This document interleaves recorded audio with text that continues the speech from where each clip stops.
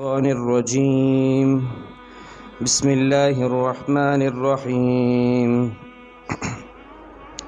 هن لباس لكم وأنتم لباس لهن صدق الله العظيم۔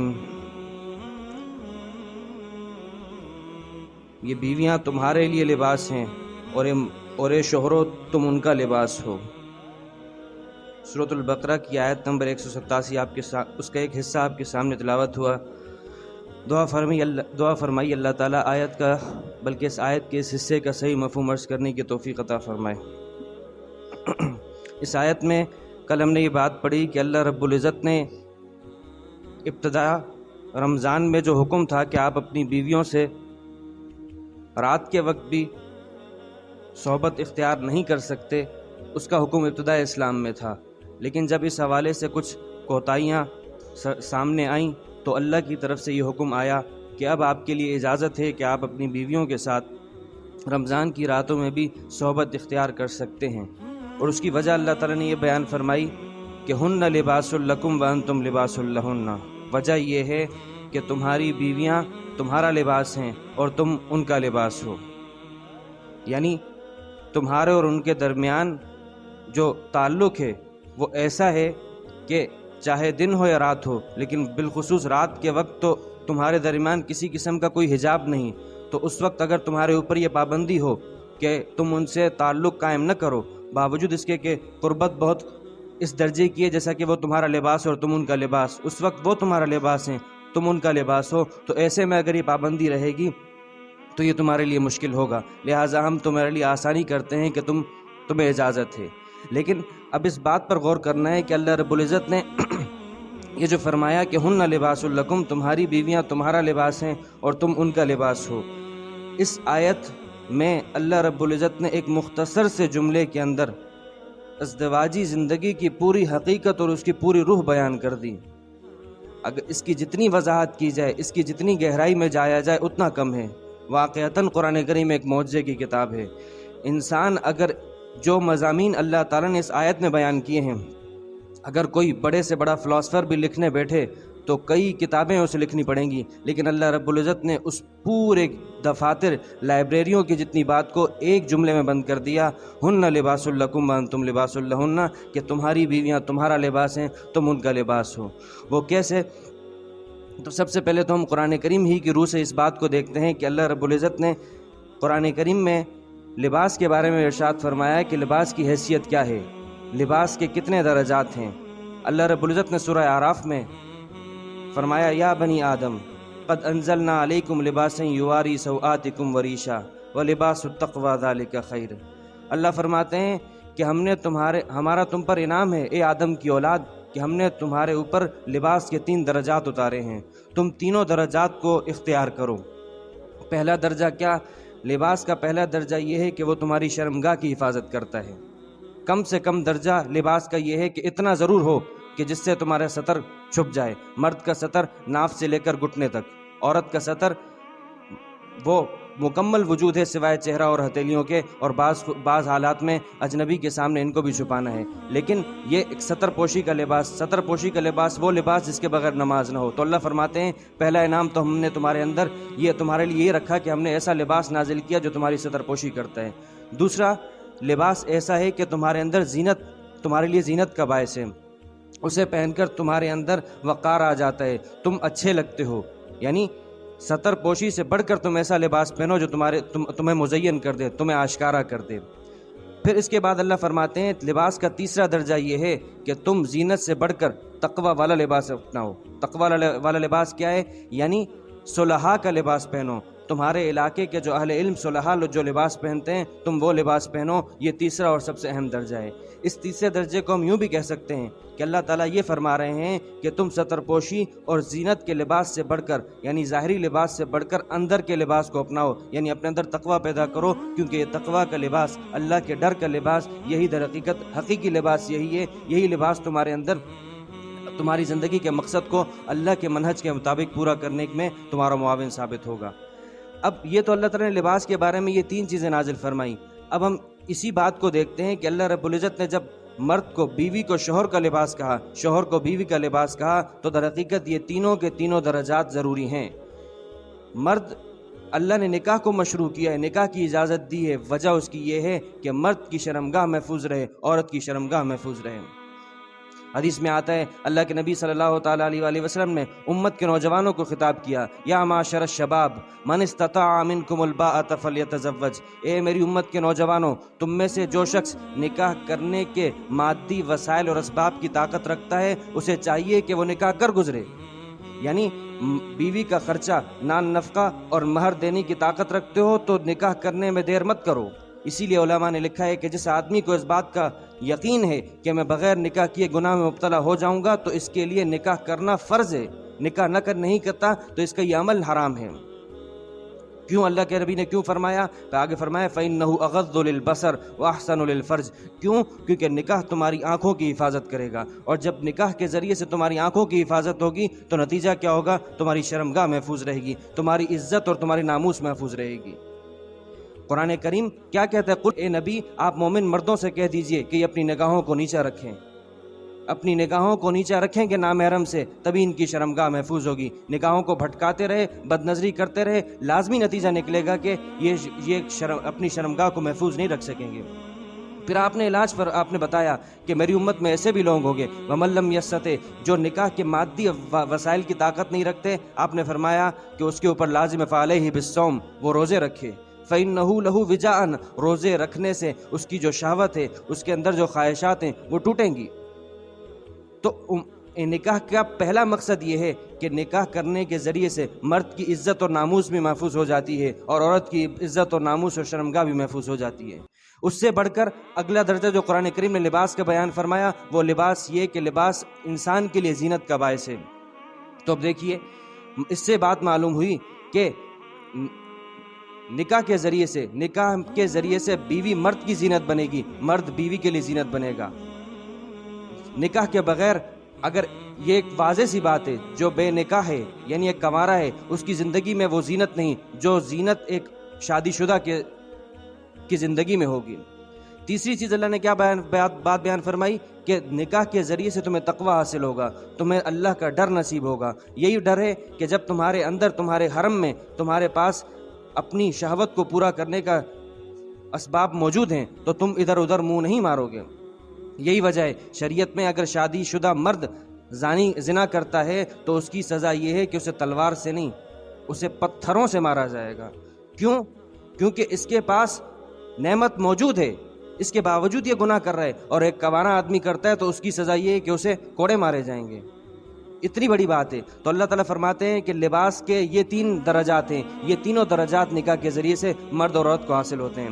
پھر اس کے بعد لباس کا ایک اور فائدہ کیا ہے؟ لباس انسان پہنتا ہے تو اس کے اندر سکون ہوتا ہے، لباس کے بغیر انسان بے چین ہے۔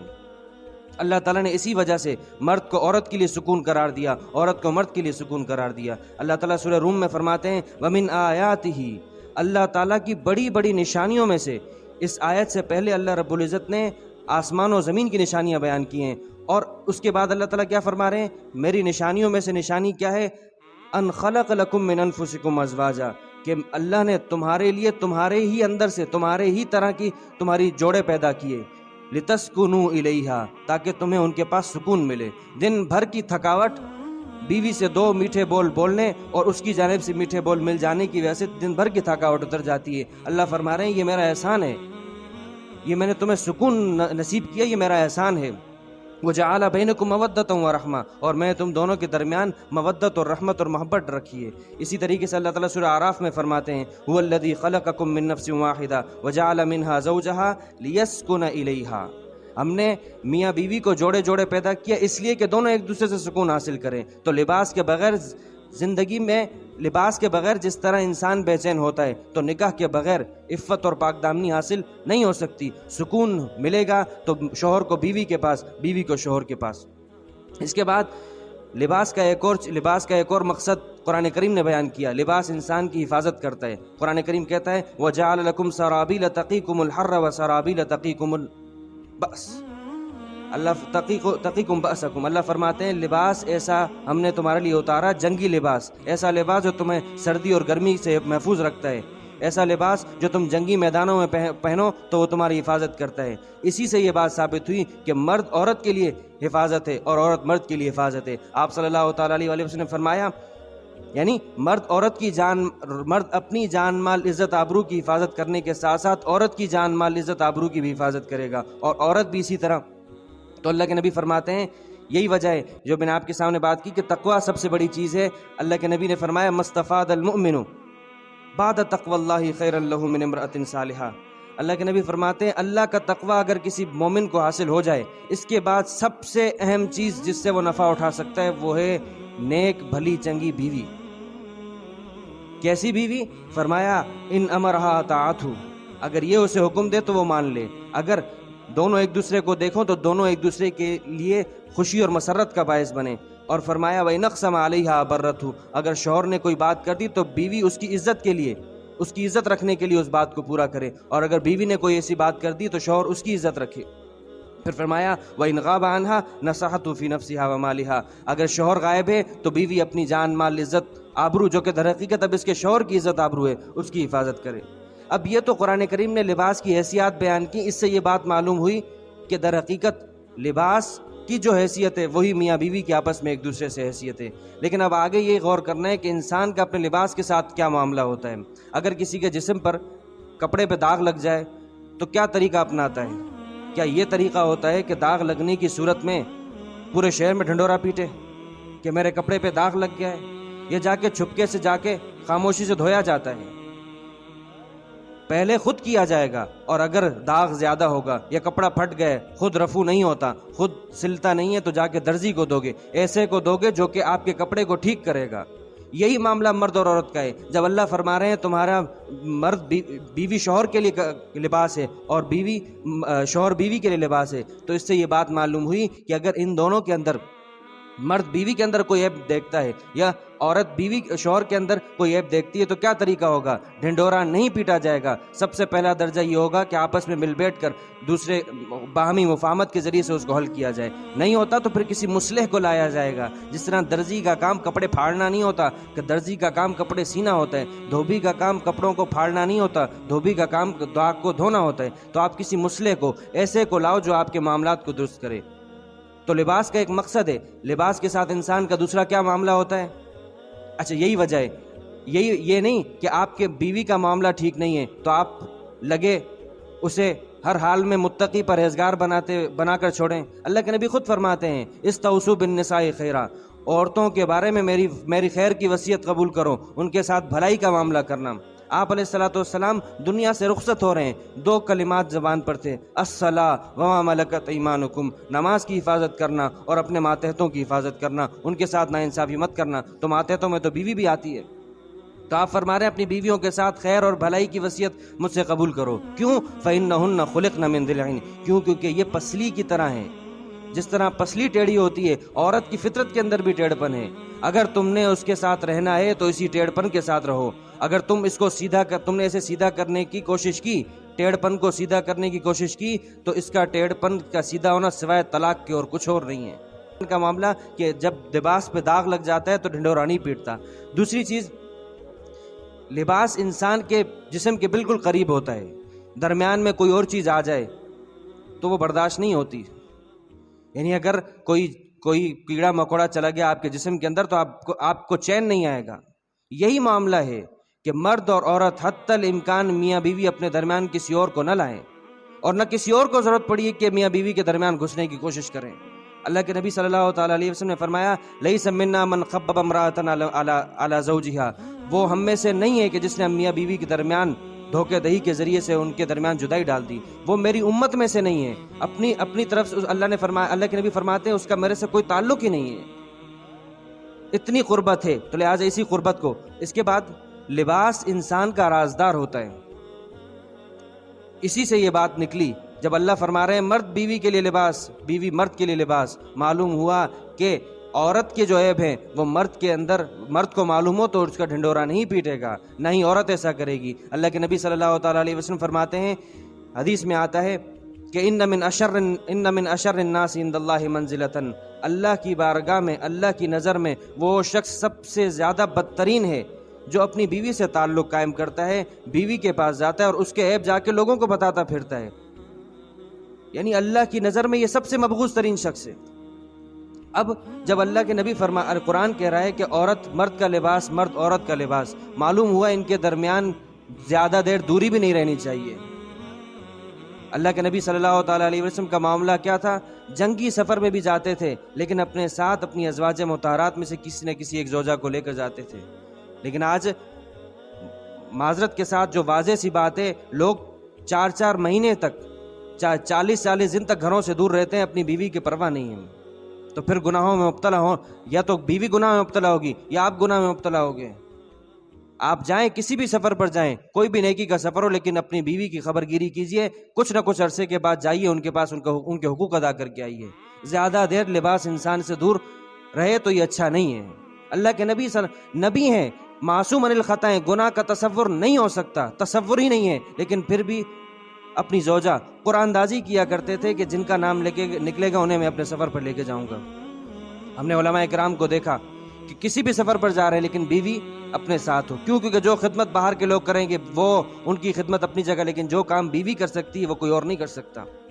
اس کے بعد اب دیکھیے قرآن کریم نے کتنے مختصر انداز میں، یہ تو میں نے آپ کے سامنے چند باتیں رکھی ہیں، قرآن کریم کی اس آیت کو، اس حصے کو جتنا کھولا جائے اس کی وضاحت کم ہے، لیکن اس سے ایک بات بڑی وضاحت کے ساتھ معلوم ہوئی کہ قرآن کریم نے مرد کو کیا حق دیا ہے، عورت کو کیا حق دیا ہے، بالکل مساوات، کہ وہ بھی تمہارا لباس ہے، تم بھی ان کا لباس ہو۔ لہٰذا یہ جو اسلام دشمن طاقتیں، یہ جو موم بتی مافیا، لبرلزم اور سیکولرزم کے فرستادہ لوگ جو یہ کہتے پھرتے ہیں کہ اسلام عورت کے حق کو چھینتا ہے، اس سے بڑھ کر کیا ہو؟ مغرب نے تو عورت کو ٹیشو پیپر کی طرح استعمال کیا ہے۔ اسلام کہہ رہا ہے نہیں، یہ ٹیشو پیپر نہیں ہے، تمہارے جسم کا لباس ہے، اور یہی تمہارا لباس نہیں، تم بھی اس کا لباس ہو۔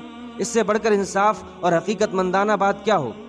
اللہ تعالیٰ عمل کی توفیق عطا فرمائے، اور ازواجی زندگی کے جو اصل روحانیت ہے اس کے مطابق اس جو آیت ہماری رہنمائی کرتی ہے، اللہ تعالیٰ اس پر عمل کرنے کی توفیق عطا فرمائے۔ وآخر دعوانا ان الحمدللہ رب العالمین۔ اللہم لک الحمد کلہ ولک الشکر کلہ والیک یرجع الامر کلہ، اللہم لا احصی ثناء علیک انت کما اثنیت علی نفسک۔